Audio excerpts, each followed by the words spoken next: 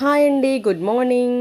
ఈరోజు వీడియో వచ్చేసి గోదావరి చేపలు తెచ్చుకోవడానికి ధవళేశ్వరం వెళ్తున్నామండి. చేపలు తెచ్చుకుందాము అనుకుంటే మాత్రం ధవళేశ్వరం వచ్చి తెచ్చుకుంటామండి. చాలా బాగుంటాయి ఇక్కడ. ఊర్లో కూడా దొరుకుతాయి, కానీ ఇక్కడ అప్పుడే పట్టిన చేపలు అవి ఉంటాయి కదండి, బాగుంటాయి. ఇక్కడికి వస్తూ ఉంటాము.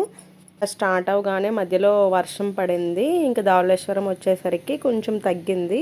అప్పుడే పట్టి తీసుకువెళ్తున్నారు చేపలు. ఇప్పుడు లోపలికి వెళ్ళిపోదాం. ముందుగా ఎండు చేపలు అవి కనిపించే లాస్ట్ లో తీసుకుందామని అలా ముందుకు వెళ్తే ఇక్కడ ఒక పెద్ద చేప కనిపించింది. మా విరానికి అయితే చేపలు చాలా ఇష్టం అండి. మామూలు వెజిటేబుల్ మార్కెట్ కన్నా ఇలా మార్కెట్ కన్నా తీసుకువెళ్తూ ఉంటాము. వాళ్ళకి తెలుస్తూ ఉంటాయి కదండి. ఇంకా ఫుల్ గా చేపలు అన్ని చూసి చాలా ఎంజాయ్ చేశాడు. ఇంకా వెళ్దాము అన్నా సరే కొంచెం పేచి పెట్టాడండి. ఈ లోపు మళ్ళీ గాలి స్టార్ట్ అయింది, వర్షం పడేటట్టు ఉంది. ఇంకా త్వరగా తీసుకోవాల్సినవి తీసుకొని చేయించడానికి ఇచ్చేసామండి. ఈ లోపు విరాన్ ఇంకా పట్టుకుంటానని పేచి పెడుతుంటే ఇటుకకి తీసుకొచ్చానండి నీరు చూపిద్దామని. చూశారు కదా వరద నీరు ఎంత ఎర్రగా ఉందో. ఒక పక్కన వచ్చేసి వల వేస్తున్నారు. ఇంక ఇవన్నీ చూస్తూ కొంచెం ఏడుపు ఆపేశాడు. అసలు పులస తీసుకుందామని అడిగామండి, కాకపోతే ఇప్పుడు నీరు ఎక్కువ ఉండడం వల్ల పులస పెద్ద రొయ్య పడట్లేదు అని చెప్పారు.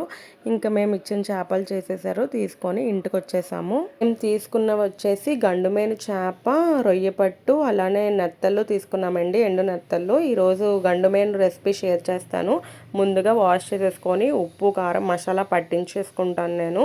ఇప్పుడు కొన్ని చేపలు వచ్చేసి వేయించుకుంటున్నాను. ముందుగా మొత్తం అన్ని వేయించి కూడా వండుతాను ఒక్కొక్కసారి, లేదంటే కావాల్సిన మటుకు ఇలా ఫ్రై చేసుకొని మామూలుగా వేయించకుండా పులుసు పెడుతూ ఉంటానండి. మామూలుగా వేయించి పులుసు పెట్టిన టేస్ట్ వేరేగా ఉంటుంది, వేయించకుండా పులుసు పెట్టిన టేస్ట్ కూడా వేరేగా ఉంటుందండి. ఇప్పుడు పీలోకి వెళ్ళిపోదాం. ఉల్లిపాయలు, కరివేపాకు, కొన్ని మెంతులు వేసుకుంటే బాగుంటుందండి చేపల పులుసులోకి. స్టార్టింగ్ మెంతులు వేసుకుంటే బాగుంటుంది.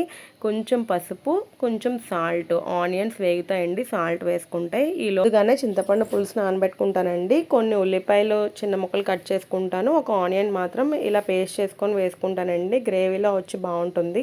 ఇప్పుడు 2 స్పూన్స్ మసాలా వేస్తున్నాను. అల్లం, వెల్లుల్లిపాయ, జీలకర్ర, కాయలు, గసగసాలు, కొబ్బరి ఇవన్నీ వేసి మసాలా చేసి వేస్తానండి. చేపల పులుసులోకి చాలా బాగుంటుంది. పచ్చి మసాలా, జీలకర్ర పొడుల కంటే కూడా ఇలా పచ్చి మసాలా వేస్తే బాగుంటుందండి. ఇప్పుడు సరిపడినంత ఉప్పు కారం కూడా వేసుకోవాలి.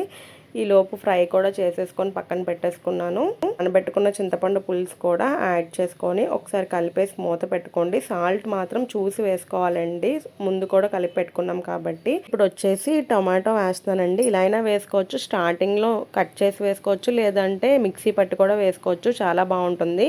మరిగేటప్పుడు చిల్లీస్ వేస్తే బాగుంటుందండి ఎప్పుడు చేపల పులుసులో.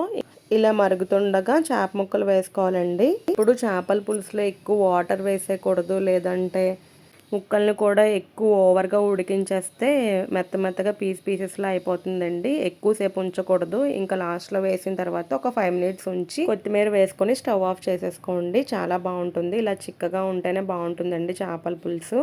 ఇంకా ఆవకాయ నూనె వేసి కూడా పెట్టుకుంటాము చేపల పులుసు, ఆ రెసిపీ కూడా షేర్ చేస్తాను. మరెన్నో వీడియోస్ కోసం లైక్ చేయండి, అలాగే సబ్స్క్రైబ్ చేసుకోండి. Thank you.